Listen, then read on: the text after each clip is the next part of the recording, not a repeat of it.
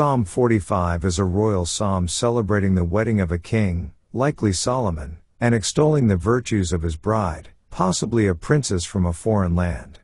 The psalmist begins by addressing the king, praising his elegance and grace, and blessing him in his marriage.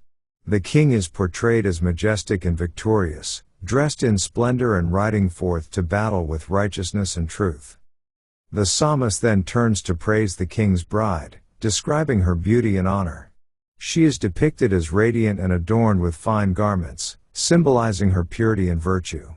The bride is praised for her wisdom and grace, and she is blessed as she enters into her new role as queen.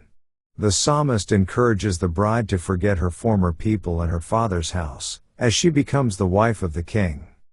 In the midst of the celebration, the psalmist acknowledges the king's divine appointment and his role as a ruler over the nations.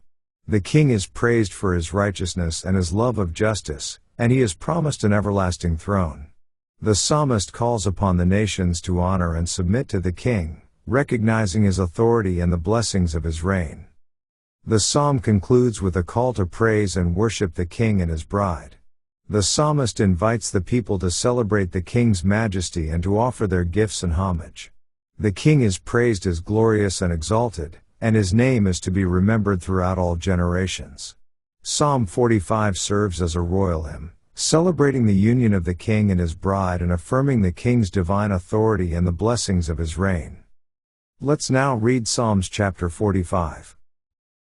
To the chief musician upon Shoshanim, for the sons of Korah, Maskil, a song of loves, my heart is inditing a good matter. I speak of the things which I have made touching the king. My tongue is the pen of a ready writer.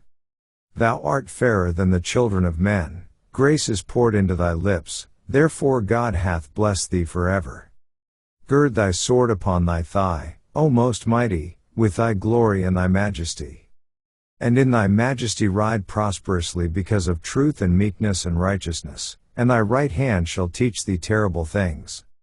Thine arrows are sharp in the heart of the king's enemies, whereby the people fall under thee. Thy throne, O God, is forever and ever, the scepter of thy kingdom is a right scepter. Thou lovest righteousness, and hatest wickedness, therefore God, thy God, hath anointed thee with the oil of gladness above thy fellows. All thy garments smell of myrrh, and aloes, and cassia, out of the ivory palaces, whereby they have made thee glad. King's daughters were among thy honorable women, upon thy right hand did stand the queen in gold of Ophir. Hearken, O daughter, and consider, and incline thine ear, forget also thine own people, and thy father's house. So shall the king greatly desire thy beauty, for he is thy Lord, and worship thou him. And the daughter of Tyre shall be there with a gift, even the rich among the people shall entreat thy favor. The king's daughter is all glorious within, her clothing is of wrought gold. She shall be brought unto the king in raiment of needlework, the virgins her companions that follow her shall be brought unto thee. With gladness and rejoicing shall they be brought, they shall enter into the king's palace. Instead of thy fathers shall be thy children, whom thou mayest make princes in all the earth. I will make thy name to be remembered in all generations, therefore shall the people praise thee forever and ever. This ends our reading of Psalms chapter 45.